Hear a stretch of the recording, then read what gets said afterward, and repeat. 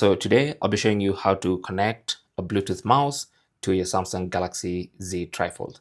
So if you want to use this in desktop mode or you want to prop it up somewhere and use a mouse, this is how you do it. So if it's a Bluetooth mouse, all you have to do is go to settings.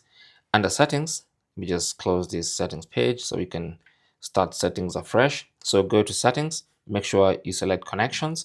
Under connections, go to Bluetooth and make sure Bluetooth is scanning for devices.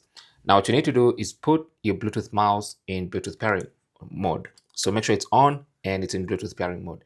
Now, depending on what brand of Bluetooth mouse you have, the way to put it in Bluetooth pairing mode could be slightly different. For this one, all I have to do is turn it on, and then I'm going to scan again for available Bluetooth devices. And once it's detected, I'll just tap on that and then tap on pair, and you can actually see the name of the mouse there.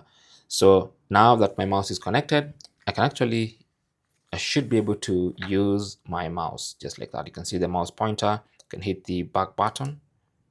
I can go home. I can go into settings, and I can even do some stuff. So if you go into settings, we just scroll here and go to general management. Under general management in your settings, you have the mouse and trackpad settings. So if you go there, you can actually adjust things like the pointer speed. You can change how fast or slow the scrolling wheel goes. You have the pointer size and color. You can adjust that if you want to.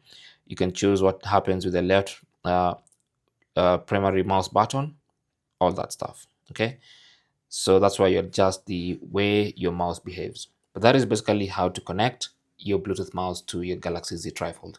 Thanks for watching and good luck.